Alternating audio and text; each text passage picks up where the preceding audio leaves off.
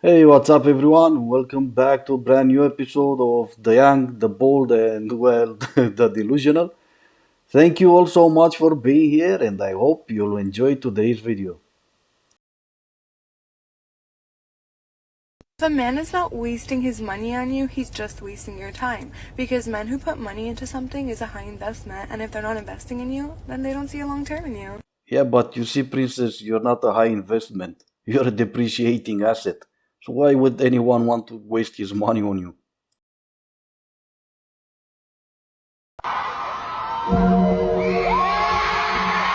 I have a theory about this. So, you know how we all get like slightly irked when our favorite celebrity crush gets into a relationship or gets married? And now our fantasy where we meet them in an elevator in LA and they magically fall in love with us, a mysterious stranger, can now never happen? This is a version of that. See, when a woman who is beautiful like this is in a relationship, these guys in the comment section can be like, oh, well, she doesn't want to date me because she's already dating another guy. And we all know they have more respect for other men's ownership of a woman than a woman's ownership of herself, or what they perceive to be ownership. Obviously, they don't own them because they're dating them. But the men in these comment sections view it that way. But when she makes a video clearly no longer in a relationship and insinuating that she's about to have a bunch of casual fun with whoever she wants, these guys get real salty about it because they know it could never be them. But in the second scenario, they definitely feel more entitled. So even her returning to the streets is just another reason for you to put the hate on men. That's quite interesting. And guess what? Men will sleep with married women, so you kind of lost your point there. And then you're saying that when she is in the streets, guys get salty because it can never be them. How is that making any point? To be honest, all I got from what you said is that you just hate men. We're done burning our bras. We're done trying to tell you how to hit the G-spot. We're done trying to ask for respect, validation, and to be treated as something other than a broodmare. Women are starting to not care, to the point where your is falling on deaf ears. And as it falls on deaf ears, we start to build a rocket ship. And eventually we're going to go to Mars. You will not be going with us, no. You're not invited, no. Thank you. You're not invited.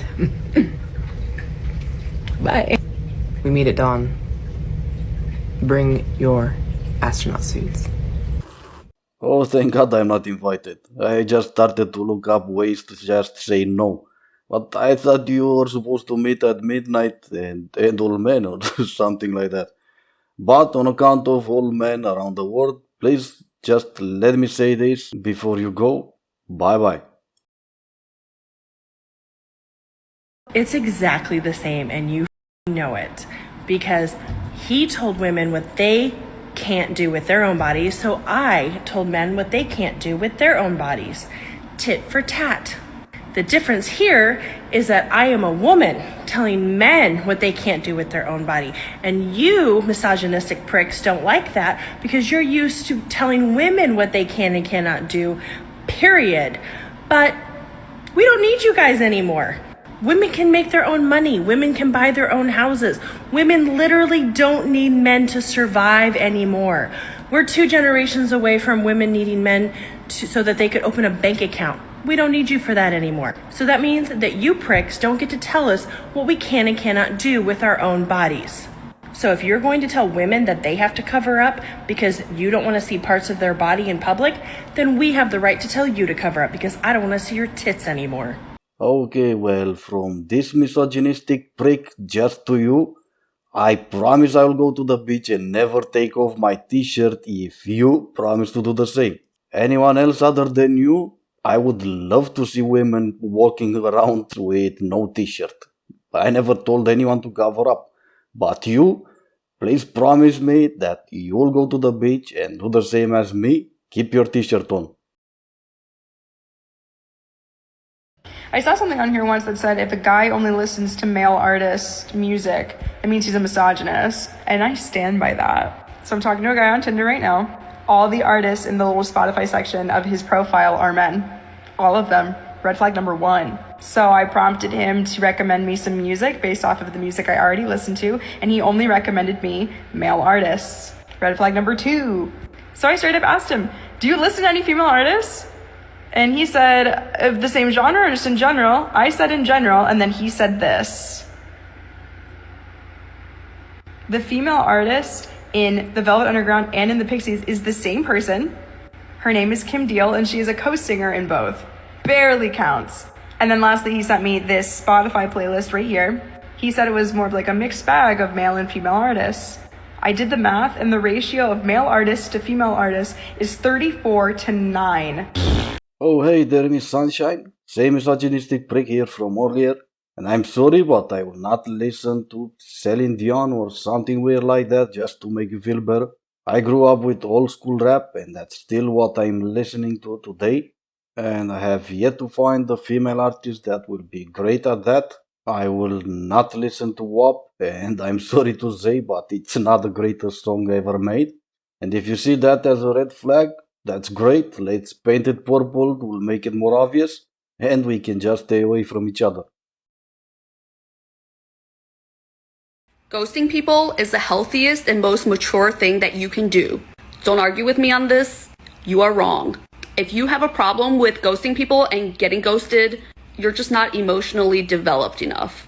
There's something inside of you that is not regulated, and you're like, I need to explain, I need to get my feelings out, instead of dealing with it on your own. And don't ever use the comment that you are being a nice person by not ghosting and explaining, because you're not. Ghosting people is the nicest thing you can do for the other person. Because you would be an absolutely heinous, disgusting human being if you actually told them the real reason why you were ghosting.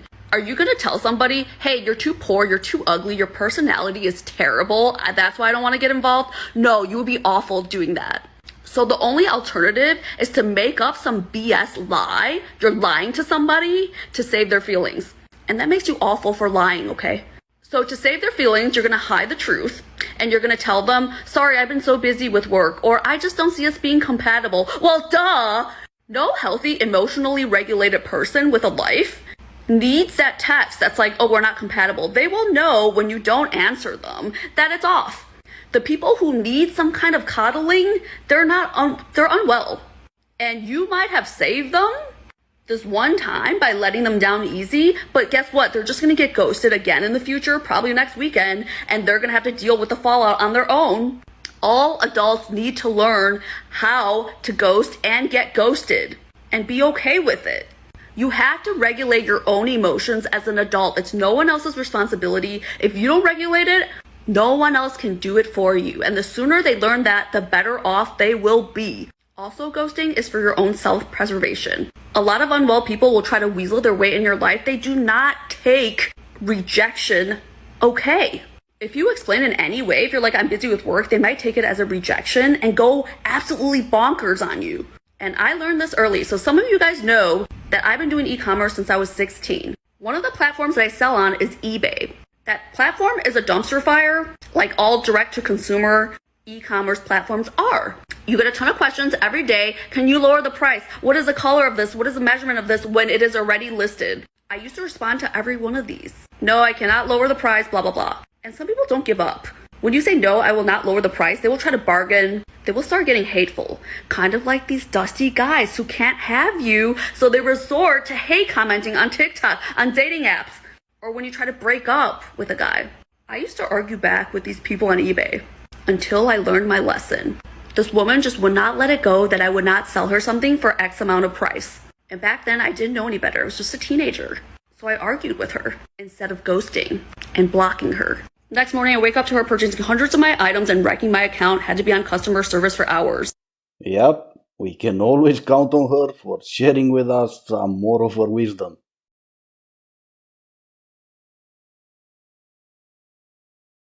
Oh, what happened there, priestess? Did you just got ghosted?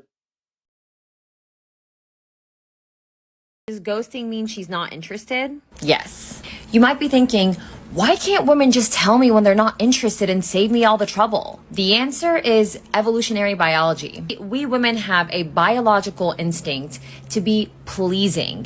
Why? Because we are technically the weaker physically of the two genders. And yes, there are exceptions, but we're not talking about that right now. So it's way easier for a woman to just disappear off the face of the earth than to just tell you, hey, I'm not really interested. I'm not saying it's okay to ghost, and I'm definitely not recommending it. I'm just saying that with knowing this, you'll have more understanding and compassion for why women do this. And you'll know that when you get silence, it means it's time to move on. What a great way to just not admit that you're a horrible person. Blame it on biology. I'm sorry, but I will not have any understanding or compassion for someone that is ghosting. Just show some human decency, pick up the phone, write a text message, and that's it. What's an opinion you have that might piss some people off? Having a flirty personality isn't a real thing. Aside from the fact that men are trash, we do it to ourselves. Women do it to themselves. We wonder why we love guys that treat us horribly. It's because we love the chase. Because we don't like being bored. We love the thought of having a reward at the end, going through all the that we go through. It's easy to find a nice guy. It is not hard to find a nice guy. They are everywhere. But we go for the assholes because we find them more intriguing. And then we cry about it later on because we put ourselves through that. And then we question, why are there not good guys out there? There are good guys. We're just not giving them a chance because we like the chase. And those assholes, they know that. So they'll always continue to treat you like this. And you'll always go back to it. Therefore, we do it to ourselves. We can leave at any time. We are just going to make up a million excuses as to why we shouldn't. Because love is blinding. But little do we know that's not love. That's manipulation and insecurities. And moral of the story is that women like you are trash. So something that I recently realized is that every man I've dated in the last few years, they found someone straight after they ghosted me. Oh, that's something else I just realized now. I always get ghosted. Some of you guys need to man up. Anyway, what I want to say, while I was never a potential girlfriend for them, they just found someone so quick after. So where I want to go with this is, if there are single guys out there that are looking for a girlfriend, come, date me for a while, make me fall in love with you, then ghost me. I guarantee you will find someone within a month. Sounds like a plan. So send me your phone number and let's do it. I think the more dates that I go on, the more I've realized how screwed we actually are as a generation. I've really tried to not single out just dating one person or going on multiple dates with just one person. I've tried to kind of expand my horizon and date a bunch of different people, just to kind of throw myself out there, and it's been super fun. But the amount of potential just isn't there. And I think that's kind of sad. I think it's sad that that's kind of the point that we've came to. And it's sad that I know that I'm not necessarily going to be finding anybody, because each date I go on, I know that they have 5 other people that they're talking to. And I don't think that trust and commitment are necessarily a thing anymore. We've created this hookup culture where nobody sees a relationship or getting to know somebody as a future thing. They don't care past probably a couple weeks, a month maybe. All that they care about is that they make out with you or they kiss you. They go on a couple fun dates and then they move on to the next one.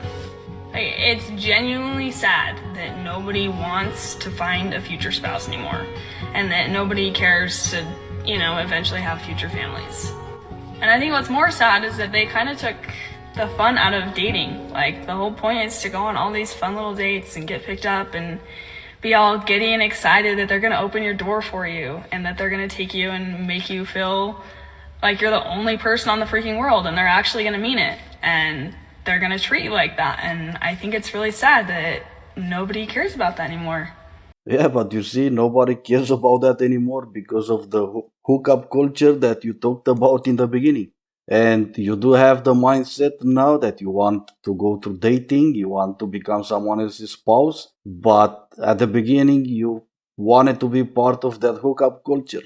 As you said, you wanted to put yourself out there, date multiple people at the same time, and just be part of the hookup culture. You are young enough, and it's nice that you woke up, but it's just a little bit too late. You should have not go through that phase since the beginning.